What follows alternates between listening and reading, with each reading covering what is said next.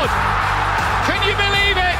Germany are going out of this World Cup. Kim Jong-kwon.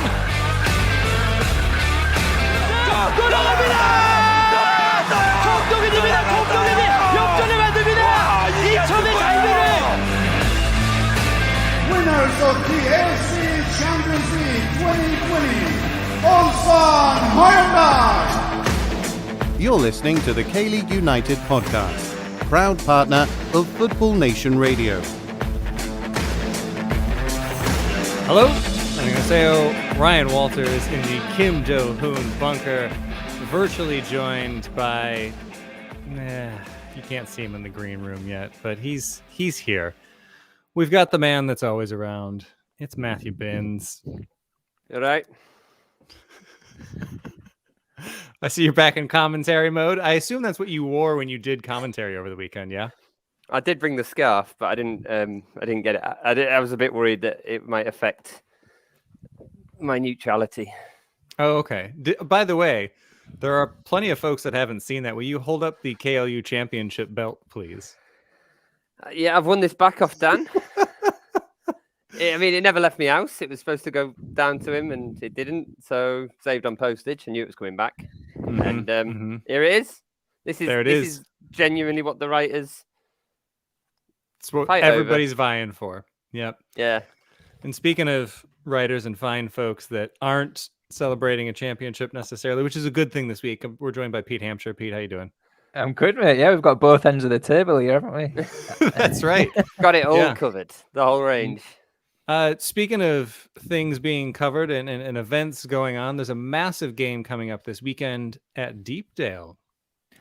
Yeah, I've been getting up at 4 a.m. and watching at midnight to watch Barnsley since August, and 2 wins all season, and then you come up against Paul Neat's Preston North End this weekend, and it could be. I think I might just wait till I get home now. I think I've had enough of the midnight kickoffs. I hit my limit a couple of weeks ago when I woke up at 4 a.m. for a 2-0 defeat. And, that's the stuff right there. Well, speaking of defeats, that's how we all feel, thanks to Jeonbuk yet again. But we are here to talk about that. As tempted as I am to just end the pod right there and just call it a day, we are actually going to be talking about K-League 1 and the season that was, because what feels like an eternity with COVID breaks, fans in, fans out, everything else going on, the season ended the way that we know it's always going to end. But it was a good season. It was an interesting season in many ways. So we're going to take a look back on that. But before we can do any of that, yes, we're going to roll out the red carpet and we're going to let Matthew Binns talk about what it was about this version of Jeonbuk Hyundai Motors that allowed them to win the championship for a record-extending 9th time overall, and it is their 5th straight. So the dominance continues. So we'll be talking about that, and then also we are going to very briefly touch on the FA Cup second leg happening in Daegu this Saturday, as is always the case in K-League and in Korean football. There's just so much going on. So we'll talk about that very briefly before we get to the mailbag. But before we can get any of that, and before we roll out your red carpet, Matthew, what's going on the webs this week that people should be keeping an eye on? Yeah, well, this isn't the only podcast we've had out in the last 7 days. Now we've had Paul Neat previewing this weekend's promotion relegation playoff. So we won't be touching on the promotion relegation playoff in this podcast. You can find that on a podcast that was released on Saturday. It's got an interview with Daejeon's Bruno Bayo on there. And it's also got an interview with Felipe Vecchetti, who runs Daejeon Citizens in Brazil. And it also has our very own Gangwon FC columnist, Nathan Sartain, on it as well. So, yeah, do join in for that. There's a lot of pod debuts being made. Really good stuff on that one. Mm-hmm. And over on KLeague.com, today was the K-League Awards, the official awards. You can get a full rundown now on the website of who won what in the K-League 1. I was tempted to put those into the rundown today and talk about those, but I'm sure they'll come up throughout the show. So let's move on. Let's get this over with in many ways. Let's talk about the fact that Ulsan Hyundai managed to get a win at home versus Daegu FC, but it wasn't enough as Jeonbuk Hyundai Motors emphatically saw off Jeju in Jeonju. So Matthew, overall thoughts on this team? Was this a deserving championship team in your opinion? It was more deserving than Ulsan, I think. I think in the end, we talked about it last week. Both teams really were quite neck and neck, and we said which manager would have had the better season, and we said the manager that wins the league, and Jeonbuk have done it, so we can kind of say that their team as well. I mean, Jeonbuk do have they have a team that has a lot of depth in them. They have had a bit of a tricky start. Now, it's been pointed out to me that it wasn't quite the slow start, but it certainly felt that way as a fan. The play at times has been quite slow, quite mundane. They did get results at times, but they also went on a 7-match winless run back in May. And it did look very much like they might not be able to do it. They did lose to Ulsan 4 times before they finally did win. And in a way, from the fan perspective, purely from a fan perspective, it was quite nice that win against Ulsan still counted in this final match, because if Jeonbuk had then lost it and Ulsan had overtaken them in those last 3 games, it would have kind of killed how that match felt for me as a fan, because that match there felt exactly like a final. But yeah, on a season as a whole, it's been a learning curve. It's been a new manager. There's been things to iron out. They've still managed to hold on to the title, though, and that's exactly what the board would have wanted. They would have wanted to get a manager that they've produced in-house, a manager that holds a bit of status in Jeonbuk law, to get him to get to the title, figure things out, and now we can give him another season to grow and see if he can actually progress on what he's built. Sure. I think if he had lost the title, I still think Jeonbuk would have probably kept him. I don't think they were really thinking of firing him, but a lot of pressure would have been on him, and I think fans may have got a bit anxious about keeping him on, and perhaps players might have been able to doubt his ability. But having that trophy under the belt now, we know that he can do it as a manager, as well as having done it as an assistant manager for both Jose Moraes and Che Kang-gi, and also as a player. Yeah, indeed. And with that resume, Pete, we'll come to you here just because we're going to be getting a lot of Matthew's thoughts in this segment. But you went to a fair few games in Jeonju yourself. Would you say that in the end, Kim Sang-sik is the deserved winner of Manager of the Year? He did win the award in K-League 1. As is almost always the case, the manager that wins the league wins that award. We didn't see it last year with Kim Gi-dong getting it for Pohang, who obviously didn't win the league last year. But the trend continues this year. And would you say that that's deserved for him? Yeah, I think you're seeing a lot of unity from the squad around him. I mean, it's obvious it's going to happen on Sunday because they're winning the title. They're going to be happy with the manager. But it seems like he's molded that squad together. And there's a lot of pressure on him because he sits in front of that west stand where he's got Lee Dong-guk looking over him on a balcony, and the stadium always pans to Lee Dong-guk and shows him and his family, and everyone's pointing to the screen. It's a lot of pressure on him with club legends literally hanging over his head. Yeah, I think he does deserve it on the whole. I was there on Sunday. I think it was a good, solid performance. It wasn't, a completely straightforward victory. Jeju did have some chances in the first half. But then, Jeonbuk kicked into gear, and a couple of lapses at the back for Jeju allowed them quite a comfortable win. I think as soon as the first goal went in, it was kind of game over, to be honest. Yeah, certainly. And I think in the age that we live in now, there weren't many people in the stadium that wouldn't have known that Ulsan had the lead at that point. So I think the nerves were there, certainly. And like you say, especially if Jeju would have been able to convert one of those chances. But they didn't. And for the umpteenth time in memory, Jeonbuk won the title. But it was very similar to, I believe it was last year. We had to beat Gangwon on the last day. That was 2019. To sure. 2019 had to be Gangwon. Last year they had to beat Daegu and Ulsan were at Gwangju. Oh no, Gwangju was at Ulsan rather, and Jeonbuk did the same then. They just had to win, and they beat Daegu 2-0, and it was kind of a similar atmosphere to that. It took a bit longer to get the goal this time, but so has Kim Sang-sik's Jeonbuk team. His tactics, whether you could call it a tactic or not, but he's tended to rely a lot on the depth in terms of wearing opponents down. They play a possession-heavy game. Jeonbuk have scored 52 of their 71 goals in the second half this season. 26 of them having come from substitutes. So there's this constant wear them down, bring on players, attack tiring legs. And I think... if you'll just go on to that point, if you look at the bench that Jeonbuk had on Saturday, there was only one defender on there, and you had Song Min Kyu, Kim Bo Kyung, Mobaro Lee-chenko, and Moon Son Min. I mean, any of those would be straight into the starting lineup of any other side in the league. Anywhere, yeah. But I mean, if Jeonbuk, I think they relied so much on Churchill Sun this year to play everywhere across the back four. So in a way, slightly fortunate they didn't get hampered with injuries at the back.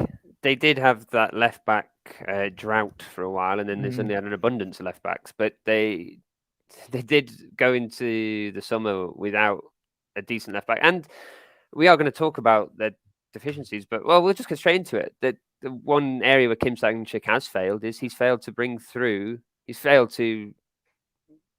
the chasm between the youth team and Jeonbuk has widened because it's been exposed by this under-22 rule. We've seen this season that Jeonbuk don't have the under-22 players to step up, or they do, but not given a chance. In the last two games, Lee Sung-yeon, he's been taken off in the 12th minute at the weekend. He was taken off at the 8th minute in the game against Daegu, and we've seen Kim Sang-shik take players off usually after 20 minutes. It's quite unusual actually for him to take him off so early, but he hasn't managed to do that. Jeonbuk did have to bring in an under-22 player to fill that gap. So, and they brought in quality in Song Min Kyu for sure. And fair enough, he scored a goal at the weekend. But yeah, Jeonbuk, that is a big area of concern for Kim Sang-shik moving forward. It's something he hasn't really managed to prove himself in. And he's going to have to really prove it next season because it doesn't look like the rule will be going anywhere for next year, I believe. Yeah, and... well, they can just do what they usually do and just buy the best U22 player during the summer window and call it a day. But let's try to keep it positive, which I'm doing a great job of. Matthew, quickly, and then we're going to take a break. Who was your team MVP of this very good team this year? I think the K-League's already decided it for me, but Hong Jung-ho. There's been quite a few players who've had purple patches this season. I think everybody has contributed for a period of time. Stanislav Ilychenko was great in the first half of the season. Gustavo, thankfully, came and picked up the slack in the second half. Players around the pitch have all put in decent shifts. Takehiro Kunimoto coming in strong at the end, but Hong Jung-ho has just been there, this consistent. And when you have this change in manager, you need that reliability. You need that leadership on the pitch that all players can look into. And Kim Sang-shik, he kept the armband with Hong Jung-ho and his faith has been restored there. Hong Jung-ho, he was in tears at the end of the match. Obviously quite an emotional time winning the trophy, but going back to what Peter said about the unity there, Kim Sang-shik and Hong Jung-ho in Kim Sang-shik's arms, just crying into his arms. It seems that Hong Jung-ho, he embodied that Jeonbuk team to a large degree this season, and he becomes the first defender in nearly 25 years to be crowned K-League 1 MVP. And I don't see much dissent for him winning it online either. At the moment, the initial reactions are, yeah, it's fine. Not like last year when Son Jun-ho beat Hong Jung-ho beating Joo Min-kyu. It seems to be more acceptable. I do think Joo Min-kyu probably may have had a decent shout to be counted for, but I think everybody, most people in the league are under the agreement that Hong Jung-ho is one of the best defensive prospects in the league, and he's clearly the best player in this Jeonbuk squad this season. Yeah, hard to disagree with that. All right, give me your unsung hero, and then we're going to get out of here. And I've just kind of touched on him there at the end, but I think Takehiro Kunimoto has finally come into his own a bit. I think at the end of last season, he was in and out of the squad, a rotational player. Even at the beginning of the season, he was a rotational player. It always seemed like he had the potential, but he never quite delivered on that potential. Just flashes of brilliance, but then nothing for a couple of games, or he just didn't seem to deliver. But then these last few rounds, maybe a bit more than that, he's really come into his own, and he's just become a permanent fixture on that starting 11. Every lineup that comes out, he's in there. You look for him, and you feel confident he's in there. And I remember when he signed, you were arguing for him to be on the wing, and understandably so, given his time at Jeonnam. But I think he's made that centre position his own in the Jeonbuk squad, and he looks far better in the centre of the park. And yeah, fantastic cross Fantastic ball through to Son Min-kyu this weekend. Fantastic cross for Ilyachenko to score that winner against Ulsan a few rounds ago. So Takehiro Kunimoto, I think, is a player who's finally finding his feet in Jeonju, and I just imagine him going on to develop even more next season. Yeah, and I think maybe that's a sign of what Kim Sang-sik's doing behind the scenes there, because the way that you were describing him also reminds me of how Paek Sung-ho looked when he first joined Jeonbuk, of like having the potential was almost there, almost a completely different player by the end of the season. So it's funny that in his post-match press conference, and Paul and I were translating it on the fly until we were quickly told, "Oh no, you don't need to do this. You just come in for the titles." Me and Paul were like, "He said that. What did he say? He said that." But yeah, he was talking about in his post-match press conference about some of the players that came in. He did mention Kim Jin-soo coming in. That's a bit of a cheat because Kim Jin-soo left last year and came back in. But he mentioned specifically, he said Son Min-kyu, and then he mentioned Paek Sung-ho, and then he also mentioned, even though he hadn't come under Kim Sang-sik, he mentioned Takehiro Kunimoto. He mentioned these younger players. They're not under 22 players, apart from Son Min-kyu this season, but they are a younger core of Jeonbuk. He does need to find that under 22 player, but if he can make the core of that squad younger and more creative, then perhaps there is a positive way forward here for Kim Sang-sik. And it's great to have a new manager in the league, but we're not going to have to see fired and disappear into the ether. We're going to get to see another manager continue to develop here. And so often in the K-League, we talk about the merry-go-round, and we now get to watch him develop on his own terms. Add one more under the merry-go-round as it is, and he's at least staying there for now. But speaking of the coaching carousel as it is, there are going to be some vacancies because there were some disappointments and there were some good things in K-League 1. We're going to come back and just very briefly wrap it up in one big Christmas present. We'll be right back. FNR is a revolutionary football-dedicated digital platform, the first of its kind in Australia. It provides a 24/7 live online radio platform experience, podcast hub, and acts as a content provider for TV, radio, and digital. Having reached millions of listeners and football fans since launching, FNR is accessible worldwide via its website or app, providing a platform to discuss, debate, and celebrate the world game. We are your voice of football, FNR Football Nation Radio. Welcome back to the K-League United podcast. I'm your host, Ryan Walters, joined by Matthew Binns. And yes, he is still here. Pete Hampshire is still around. Yes, mate, I'm hanging on. Kimji can't get rid of me yet. That's right. I also meant just in this podcast because we had to keep you quiet for that first segment. We know your true feelings about Jeonbuk, and I just didn't want you to be shouting for that much joy for the team that you saw more than any other this year. Yeah. Location. That's the only reason. Location. I will say that we are getting a shout out from the 94th minute rather on YouTube saying that Smug Binns is the best Binns. So I guess just own it this week, Matthew. We'll see. Okay. Just leaning right into it there.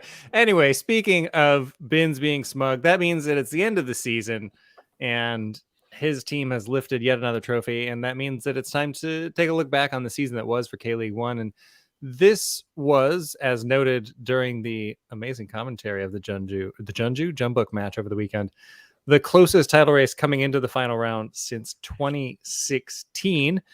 It was all over the place. We had a lot of games in hand at a lot of different points this year, but it was a very closely contested title race. And there's something that Dan Croydon put out that I want to touch on here real quickly.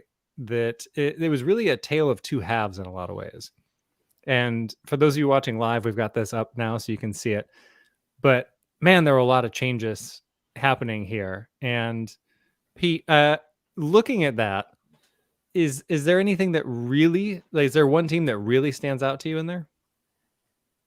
Yeah, I don't want to just pick the obvious, but Suwon Samsung Blue Wings, I mean, look at how they've fallen there into the second half of the season. They started off like a train with their youngsters, didn't they? And I still think, I still would pick Jung Sang-bin as my young player of the season. I'm not sure if he was in the official K-League Awards, but he was not. He was fantastic in the first half. All right. And yeah, you'd have to worry going into next season for them, wouldn't you? I know that Kwang Chang-hoon will be playing at Gimcheon next season. And he would be a big name for them. And we saw them lose out in the Suwon derby on the final weekend as well, just to compound it a bit further. But still, I guess top half finish, you can't complain too much. Yeah, I mean, top half because they were there before the split. That's another one of those fun ones in K-League where they're there because they got there before the split. But yeah, I think you can't help but see that one right away. But Matthew, is there another team? And for those of you listening to the podcast, basically, well, here I'll just run it down through matches 1 through 19. We have in first Ulsan, then Jeonbuk, Suwon Samsung Blue Wings, Daegu FC, Pohang Steelers, Incheon United, Jeju United, Suwon FC, Gangwon, Songnam in 11th, FC Seoul, and Gwangju FC was in 12th, a hole that they were never going to be able to climb out of, as it turns out. In the second half of the season, matches 20 through 38, Jeonbuk overtook Ulsan for the best team. Ulsan was second. Then Jeju, Suwon FC, FC Seoul had a tremendous end to the season, and that's why they avoided the relegation there. Songnam FC also had a really good end of the season. Incheon United, again, Gangwon FC did okay, not well enough. Gwangju FC improved, but not enough. Daegu FC fell off a cliff. They were the 10th best in the second half of the season. Pohang Steelers, the 11th best, and Suwon Samsung Blue Wings were the worst team in the second half of the season. So, Matthew, now that we've given that rundown for the folks listening to the podcast version, which team stands out to you? There's a couple there. I think one that stands out to me is Gangwon, bizarrely, because they are 9th in the first half of the season. They are 8th in the second half of the season, but we know they finished 11th. Yeah. Teams below them got better. Teams above them dropped loads of points, but Gangwon just stayed consistently at that level the whole season. And it is going to be interesting how they fare at the weekend, especially under new manager Chae Young-soo, whether they can stay up or not. But another one with more of a change, and perhaps one with more with a positive change, because Peter chose Suwon Samsung Blue Wings fall from grace. Then I think I've got to go perhaps with, I do want to say Daegu, which is the other way around. But yeah, Suwon FC. I'm gonna say keep it in Suwon, because they both face each other this weekend, and that's probably a fitting way of summarizing it. Suwon FC beat Suwon Samsung Blue Wings again in this last round of fixtures. And you look at it there, they've only moved from 8th in the first half of the table to 4th in the second half, but look where they finished in the league this season. This is a team that's come up. This is a citizen team that's come up, and it's a credit to them. Manager Kim Do-kyun, he was one of the nominees in the K-League 1 awards for the Manager of the Year. And it kind of shows that I'm not a big fan of him, because he has Kim Sang-sik's tendency to pull, to take players off really early in the game. But but he's got results, and the performances he's got at Murillo and Lars Veldwijk this season, and he's going to have Lee Sung-woo added to that mix next season, which is a massive fixture, massive transfer we haven't even touched on yet. So yeah, Suwon FC for me. And look at Incheon as well there, Incheon United. I mean, 6th in the first half and 7th in the second. That's just what Incheon fans would have wanted, I think. And as Pete loves to do, taking a look at my notes, Incheon was the team I was going to pick to talk about, because, I mean, like you say, going into the season, I said that it would be a good season for Incheon if they could finish 8th or 9th and comfortably avoid relegation. And like you say, to be 6th in the first half of the season and 7th in the second half of the season, that's a really solid season for Incheon, and a team that is still kind of building in a lot of ways. So I think that was really impressive from them. FC Seoul really is one of the many teams that had a tale of two halves here. They started strong, and then they just absolutely fell off a cliff. And then they were able to recover enough to avoid relegation, but hopefully better from them next year. But we shall see. Yeah, it was a very interesting season this year. Again, with all the games in hand and everything else being made up at all times, it was pretty intense. But that's what we were looking at there. And just want to move on to one last thing here. And that's Ulsaning. I know we talk about this a lot, and I know I talk about it a lot, but I got to go in two-footed on Dan here. Dan Croydon was on Twitter, our Dan Croydon, our beloved Dan Croydon. Hi, Dan, if you're watching right now. We love you. He was talking about how this Ulsan team overachieved, if anything. And I just, no. This was a team that could, and you could argue should, have won a treble. In the ACL, they lost to Pohang, a team that finished 9th in the league. Yes, Pohang had an amazingly magical run to the final. Yes, okay, but you had just beaten Jeonbuk in Jeonju, and you couldn't see off Pohang, and that shouldn't be surprising because Ulsan can never beat these two teams. They just can't do it. And now here we are again. They were robbed a chance of glory by Pohang yet again. So, I mean, credit to the Steelers there because that's just what they do. But Ulsan's got to get over these things at some point. And we saw the same thing in the league yet again, where they failed to hang on to a lead against Jeonbuk. And then when it mattered, post-split, when it really mattered, they couldn't muster up the courage to beat Jeonbuk again. And like, I'm not going to back down from the fact that there's something in the water for this team that they just can't win the biggest of games. It still shocks me that they were able to do it against Persepolis in the final last year. And you've got to wonder if that was because that was just a tournament format. Like there's just something that gets in their heads. And there's no better example of that than the FA Cup, where they went out at home to the mightiest, yes, the mightiest of K2 teams. But you lost to a K2 team at home in the FA Cup. I mean, what are you, Jeonbuk? But this is a team that was so close to possibly being the best ever K-League team. Had they won the treble a year after winning Champions League, I don't think we could really be arguing that they weren't at least one of the best K-League teams in history. And yet here we are at the end of the season and they don't have a trophy. Well, no, that's not overachieving. I don't like that mindset for Ulsan. And as far as the squad depth, we did touch on this with Jeonbuk, but the lack of squad depth for Ulsan, and Matthew, you've been saying this all year, don't let Junior go. If you're this close to the title, don't let Junior go. Or if you do, don't let Bjorn Janssen go. And if you do, don't let Hintasir go after he has a good ACL campaign. Like I don't understand this mindset that they've had to just offload every striker and put absolutely everything on Oh-Se-hoon. Oh-Se-hoon's fantastic, but he ain't going to be able to carry the team entirely on his own. And that's what we saw yet again this year. And I just, for me, it's just that we need a proof of concept from another team. Jeonbuk does what they do, and they're going to keep doing what they do because it works. Had Ulsan got this title or last year's title or any other title, then I think we would see more teams investing, having seen them won the league. But because they keep coming up short, I just don't see teams wanting to follow that route. And it's just nails on a chalkboard. I don't agree 100% with what you say there. I agree with a lot of your points, but I don't think that last point holds any ground, really. I think, is Jeonbuk the real reason why teams don't invest? I really don't like this constant, oh, Jeonbuk have won it again. Oh, it's happened again. Teams, that's not the case. There are leagues around the world where one team dominates and fans still turn up. There are leagues where clubs still invest knowing that they're never going to beat the team in first. But people still go, Bundesliga, Liga, and SPL, the A-League until recently, you've Serie A for ages. There's lots of leagues around the world where one team dominates. That's not the reason why fans don't stop coming. Fans stop coming perhaps for other reasons. Perhaps it might be, the referee looking at the cameras for too long, trying to get the VAR decision. Perhaps it's because fans have lost faith a lot in the football on show.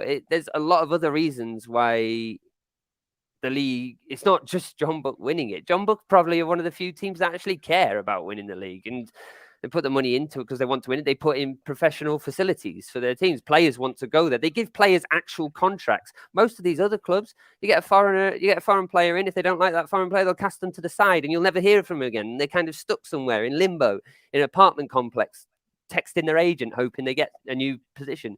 There's all this smaller problems across the league.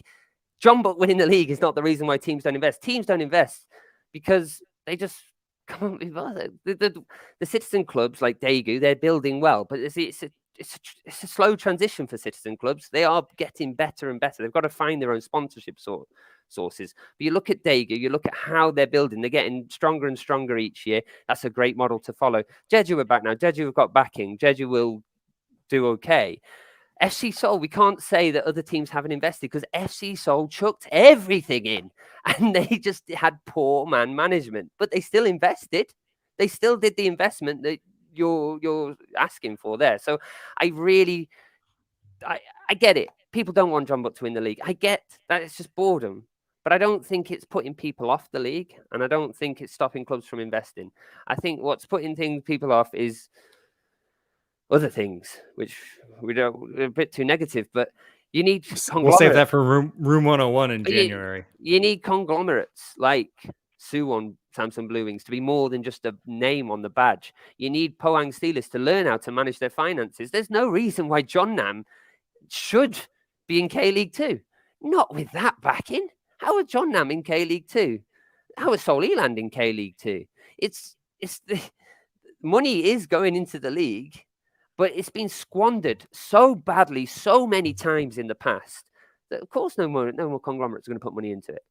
Because we need now to see there is a way of making this profitable. And that's why we've got to really look to Daegu. We've got to really look at these clubs that are making it work. And perhaps, the dross tail off. Let's see Suwon go down. Let's see Pohang go down. Because they're not adding anything to the league. Pete, you going to split the difference here? No, when he said the dross tail off, I just thought about me at Gwangju on Saturday, watching them get relegated. Because behind the scenes there, it's not quite a mess. There's not much investment, and I mean, what they have invested in Jonathan has not paid off for them. So they might feel stung by that and feel like they don't fancy it next season. Yeah. More investment would be great. I think we're all going to agree on that. What I will say is, right, if Ulsan had won the league by 10 points, it would have been a worse product this year. There has to be. Well, you're saying that Jeonbuk not winning the league is a great thing, but if Ulsan were to run away with it, like Jeonbuk did in 2018.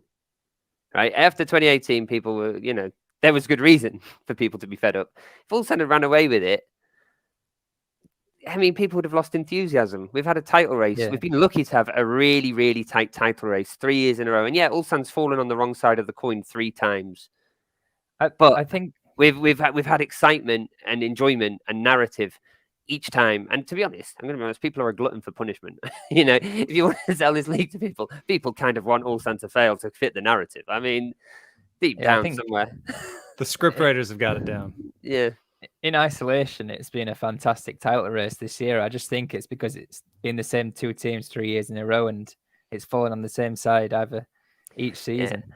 I mean, the thing is, right, to spoil a question we've got in the mailbag, there's a question in the mailbag saying, where's the team in third? Well, 3 years ago, there wasn't a team in second. So we are building back. The league's building back, but there has to be this change of the guard. There's too many these conglomerate teams that are just sticking their name on products. They need to pull their finger out, get the finances out, put some money in. Meanwhile, these citizen clubs, they're sourcing money. They're doing a good job. Yeah, they're not going to catch up straight away, but they're slowly building. And let's see. I can see in the comments here, Dan's actually got him, but he's mentioned a club I've just completely overlooked there. Daejeon. If they get to K-League 1 next year, who knows how much money Hannah will put into this competition, and then we might start seeing a few more noses put out of joint. Well, then in that case, Paul's going to be very happy for how many people are going to be cheering on his Daejeon Hana Citizen this weekend as they go into the promotion relegation playoff final. But speaking of finals, I think we're going to have to put a pin in that one. For now, we'll leave that there. And again, there's always the off-season debate that we are going to have time and again of things to put in room 101. So we'll keep some of those for the January pods. But for now, we're going to take a really quick break, switch gears, and we're going to talk about the final trophy up for grabs, the FA Cup. We'll be right back.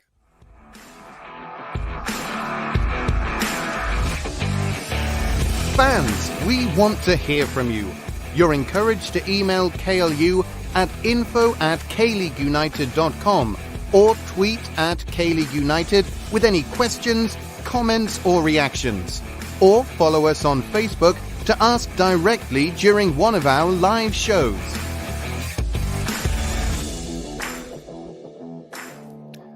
Welcome back to the K-League United podcast. I'm your host, Ryan Walters, joined by Matthew Binns. And as I keep saying, he is still here. It's Pete Hampshire. Yeah, I'm just sitting back and enjoying, to be honest. That was brilliant. We've got him around. We've got to get that face on our airwaves while we can before he joins ITV very soon. So we'll keep you... Actually, we'll pull the curtain back a little bit. This might be your last live pod ever. Yeah, potentially. You never know, do you? You never know. It basically depends on how the dentist performs tomorrow, but we'll see how that goes. I didn't mean pull the curtain all the way back, Pete. I just feel like we don't have to do the whole pre-pod meeting during the pod. All right. Pressure's on down in Gwangju again. Oh, she'll be listening, I'm sure. She'll be listening. Oh, no.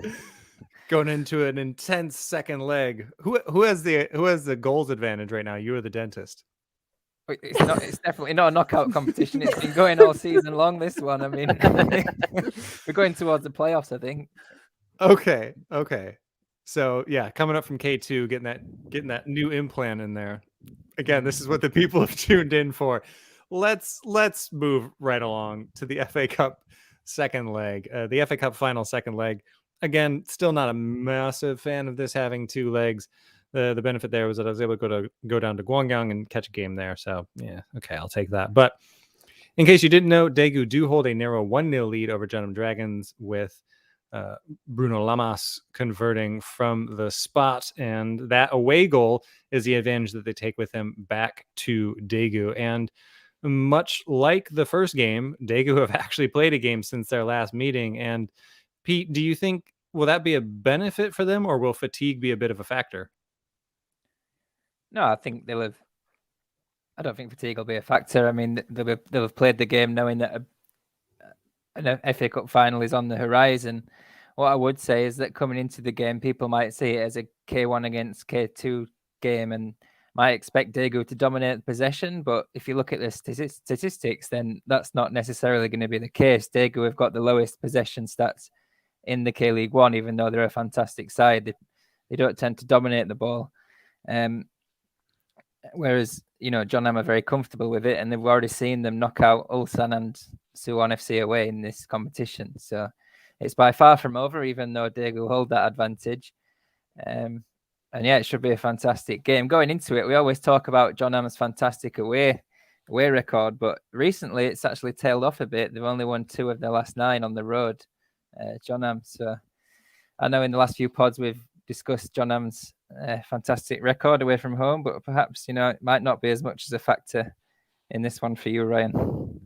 Well, if we could draw, then things would be great, because as you say, the road record has been fantastic. 7 of the 13 wins this season, and 10 of the 14 draws came away from home. And the scoring was dead even between the two.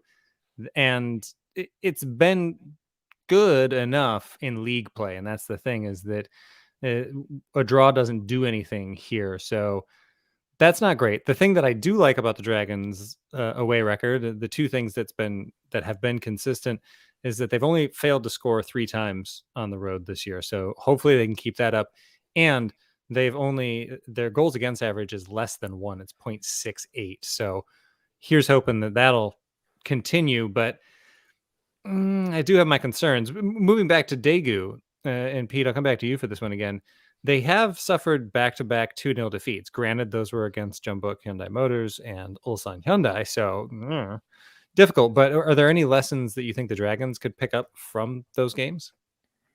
Well, Daegu have a worse expected goals against than Gwangju this season, so they definitely concede some quality chances. There it is. Maybe there's a shout for Chae Young-un to be goalkeeper of the year, because he must be pulling off some good saves in that Daegu net. And when I've watched Daegu against Gwangju in the last couple of years, you always feel like they could have a one-off game where they concede a few. We remember that 6-4 game with Gwangju, and they beat them 4-1 earlier this season. It always seems to be a one-off game in Daegu's pocket, where they could just have a little wobble. Let's hope so. Let's really hope that that's the case. But, one of the things... Go ahead. Sorry, I was going to say also on Daegu's side, they've got the match winners. Exactly. There's no one performs on a bigger stage better than Cezenia. And obviously Jeonnam don't have anyone of that quality in their side. How dare you, sir, suggest that we don't have a K1 MVP caliber player on our K2 team that doesn't score any goals? Man, when you were talking about Jeonbuk goals and you mentioned the amount that they had scored away from home, that was more than Jeonnam has scored all season. Oh, I mean, second half rather, but yeah, still. Second half, yeah. Speaking of Cecina, just wild tangent here. How many times he's going to get the nominee for MVP? He's like Leonardo DiCaprio in an Oscar at this point, isn't he? He's going to have a really rubbish season. We're going to have to give it him because it's just criminal that he hasn't got it at this point. But he's obviously he's leading the lead for expected assists. We mentioned it last week, but nobody's getting on the end of him at Daegu, and we kind of saw that against Ulsan, kind of saw that against Jeonbuk. One player Jeonnam might open playing is the Park Byung Hyun. I think he had the best of games at Ulsan from what I saw, but he left everybody on side. Sol Yong-woo had loads of space. It's just left everybody on side, and then he didn't do very much to stop that second. But anyway, sorry.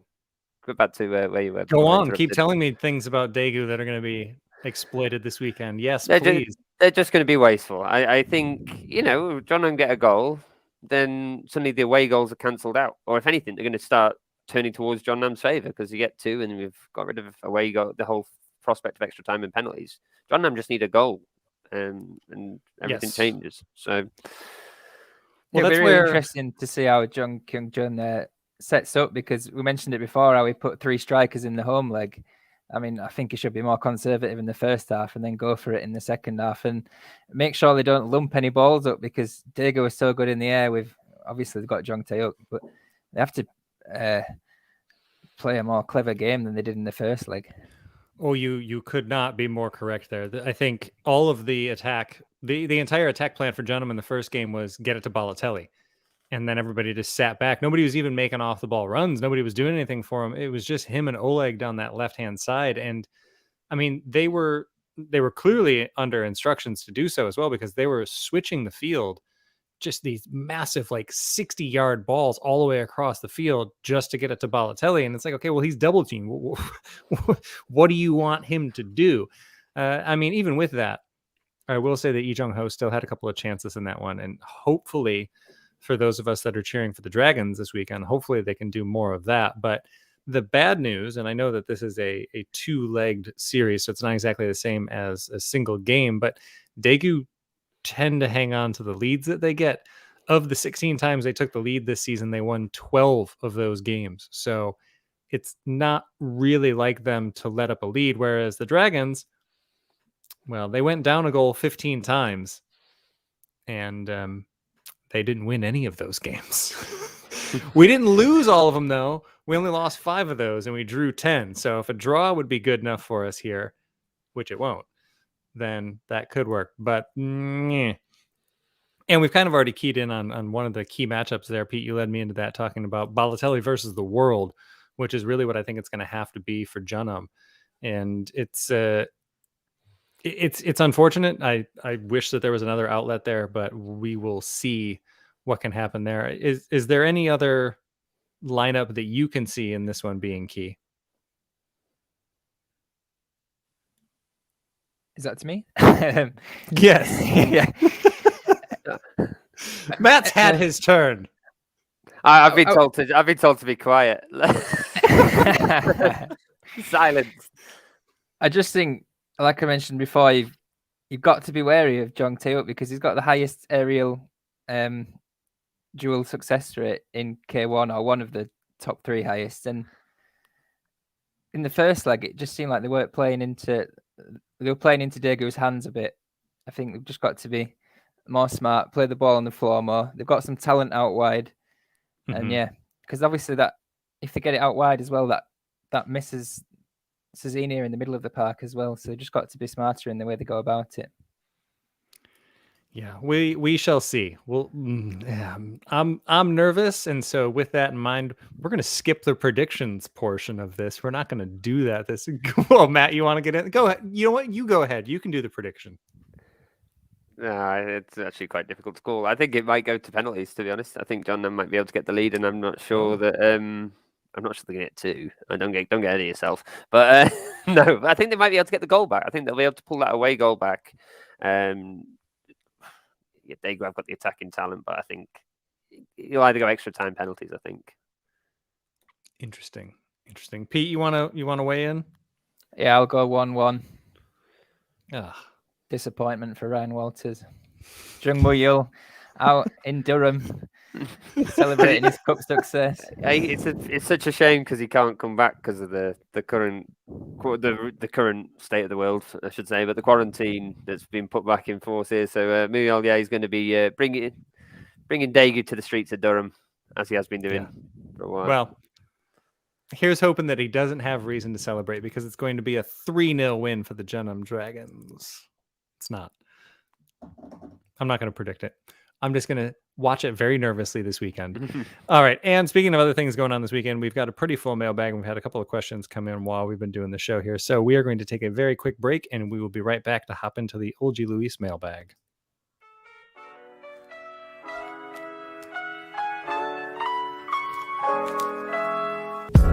Ulgi Lewis is your neighborhood British bar and cafe located in the Old Giro district of Seoul. Decorated in old English antiques and furniture for a true homely feel, you can enjoy homemade scones, cakes and afternoon tea during the day, and traditional British favourites like beef stew, English ale, and a fine selection of wines at night. Available for private parties or simply an evening out, Ulgi Lewis is sure to become your favourite neighbourhood pub. Be sure to mention K-League United at the bar during your visit and you'll get 10% off your bill. Welcome back to the K-League United podcast. I'm your host, Ryan Walters, joined by the silent but sturdy Pete Hampshire, and in the Ulgi Luis mailbag, it's Matthew Binns. Yeah, I went down Ulgi Luis, actually. You can just pass through. They were fully booked. It seems like they're doing very well. So if you're thinking of going to Ulgi Luis for Christmas, then you should get in touch with them first. But yes, in the or mention K-League United and to get 10% off your bill. You heard the advert. Is it that much? You heard the advert. Anyway, right then. It is 10%. I can't believe it. Anyway. Yeah, but no, into the mailbag. Let's see what's over here. No, Dan's in the mailbag. Right, Dan. Dan Croydon on Twitter. Jeonbuk and Lars Velvik had to drop to K-League 2 to get regular games. This year, they are the top 2 scorers in the country. Kim In-sung and Lee Dong-rul have done the same by joining Elan. We have just a quick side note. Me and Paul were quite happy when Lee Dong-rul wasn't included in that Jeju squad because I was tripping over his name every 5 minutes. Yeah, why aren't mid-table K1 teams such as FC Seoul, Suwon Samsung Blue Wings, and Pohang Steelers signing these proven players? Yeah, and I go.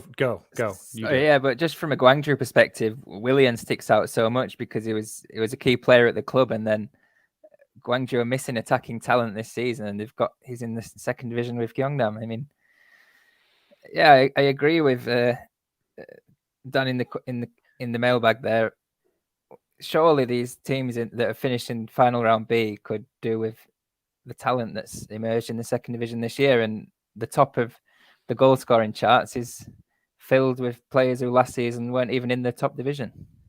Well, I mean, and another example of this, and we've said this before, what does Am Byung-jun have to do to get into the first division? This is the second year in a row that he's been the Golden Boot winner by a lot, scoring more than 20 goals with 2 different teams in the second division. And last year was a big reason why Suwon got promoted, and he still is in the second division. It's a weird one.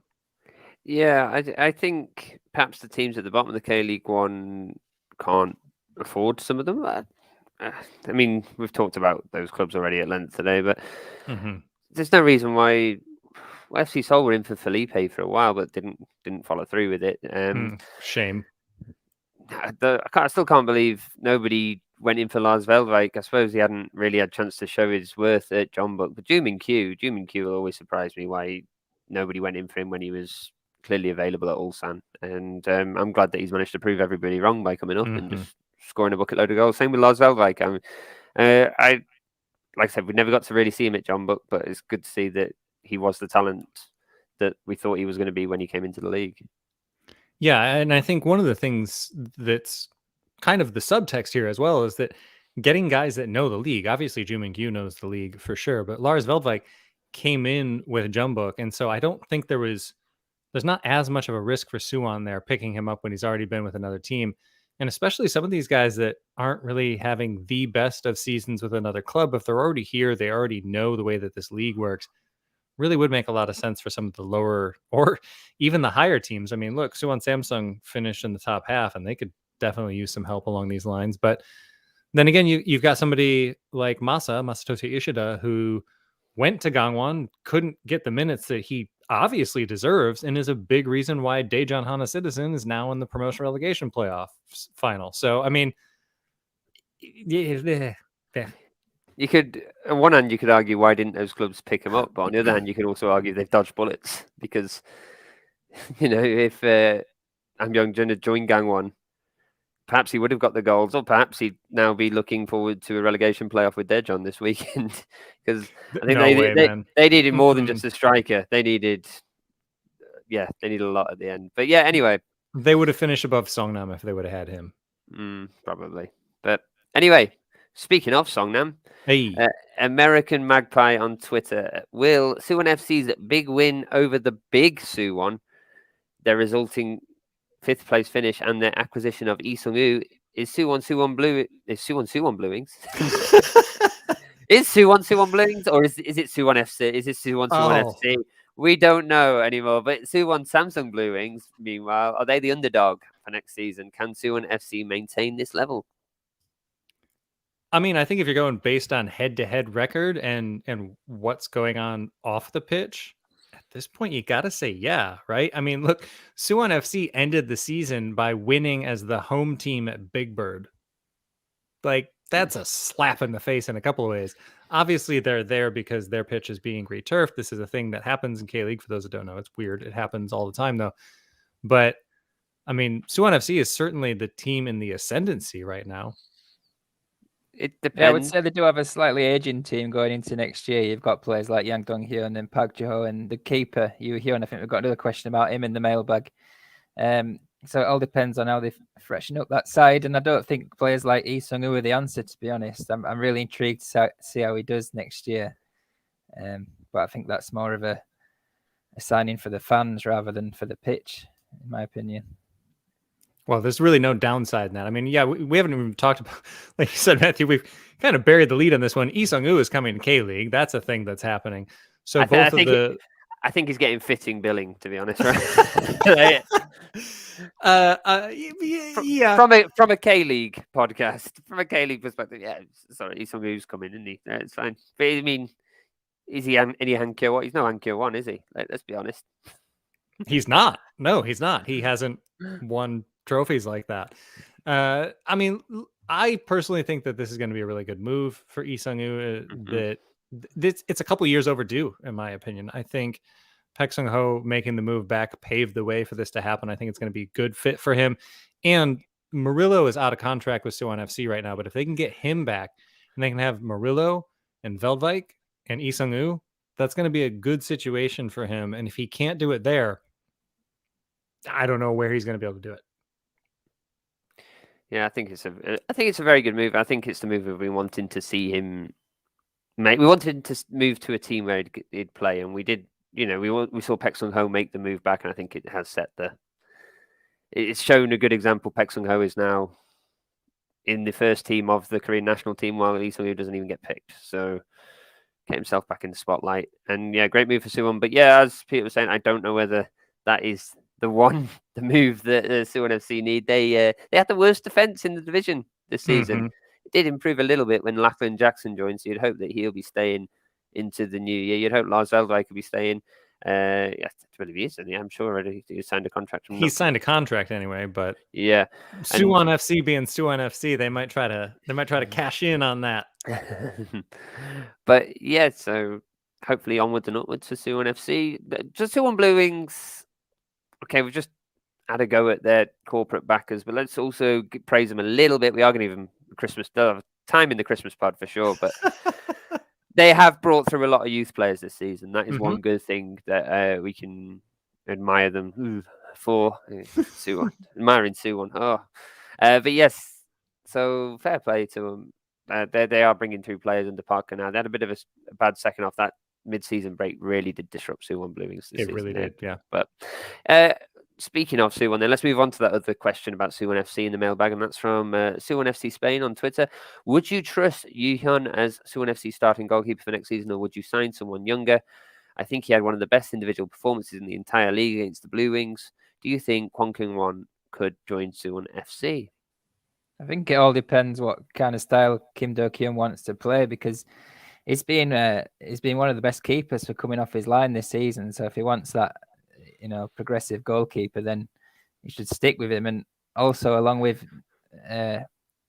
Yumbo Sang at Gwangju, he's been one of the best shot stoppers this year. So I know he might be old, but he's played a majority of the games this season. And if Kim Young Kwang can do it at Songnam, then why can't he do it at Suwon? Yeah, fair enough. I would say if they want to be nuts, if they want to go nuts, and I don't know if there's any weight to any of the rumors of Kim Sung-gyu actually coming back to K-League, be a massive signing. I don't think they could afford him, though. But no, there's no way. Before you move on to the mailbag, Matthew, there is one that came in on YouTube right now relating to all these teams that we're talking about. Well, are there any numbers of Suwon Blue Wings? Are there any numbers if Suwon Blue Wings lost some of its fans to Suwon FC in the last years? That's from Futo, who's listening now on YouTube. I don't know of any numbers. It would be interesting though if perhaps there are Suwon FC fans now who have moved from the Big Bird, the 1 mile distance to the Suwon Sports Complex. Yeah, what would change somebody's opinion? Perhaps they prefer the citizen-backed side. Perhaps they prefer that model. Perhaps they feel that they're disillusioned at the management of Suwon Samsung Blue Wings at board level. I don't know. If somebody has changed, then please get in touch. I'd love to know why. If anybody has, please step forward, traitor. Yeah, step forward.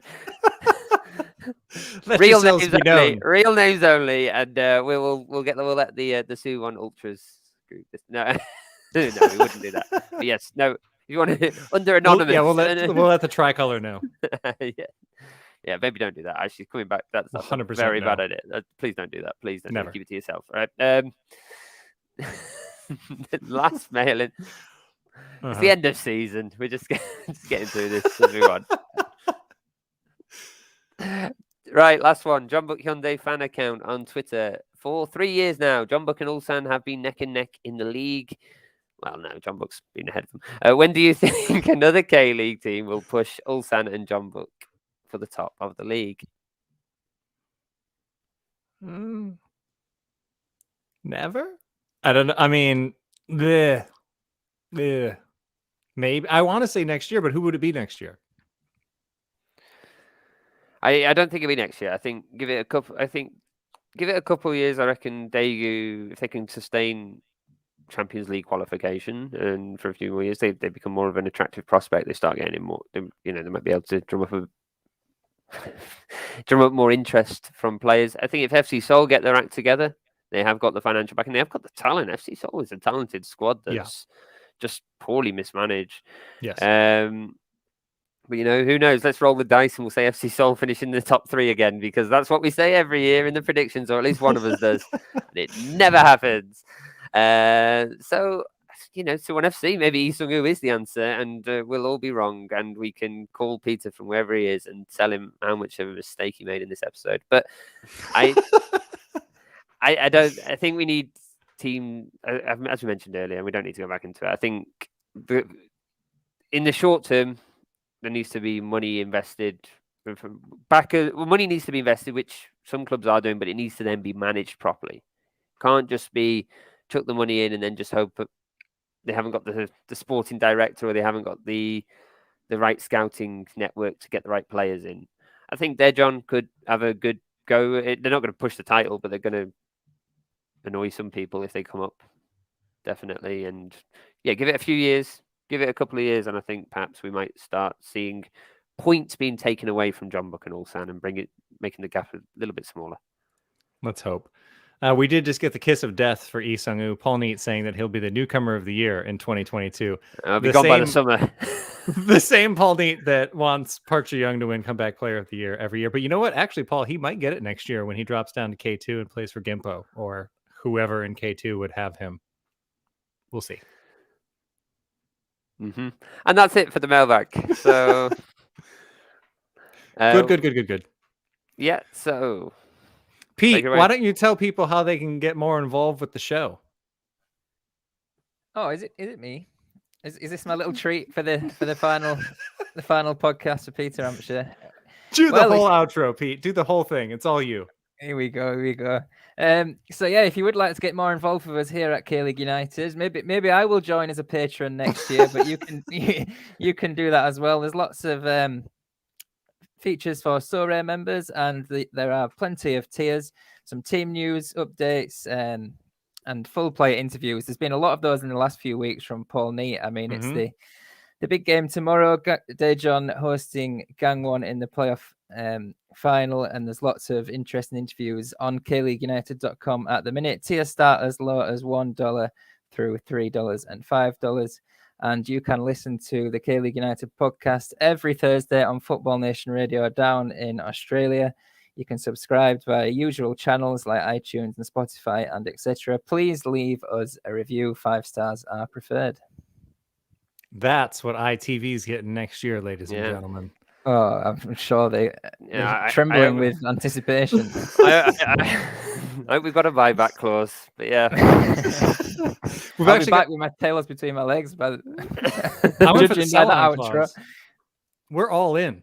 30 TV appearances, and we get a bonus. And once you get sold on to the BBC, we get a little chunk of that transfer change.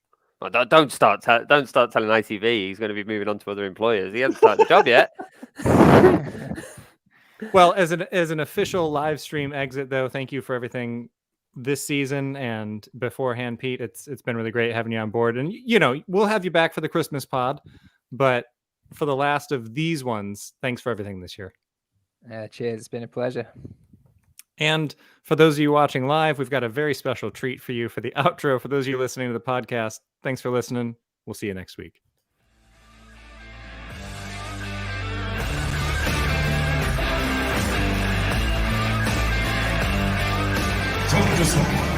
공격 복귀 김신우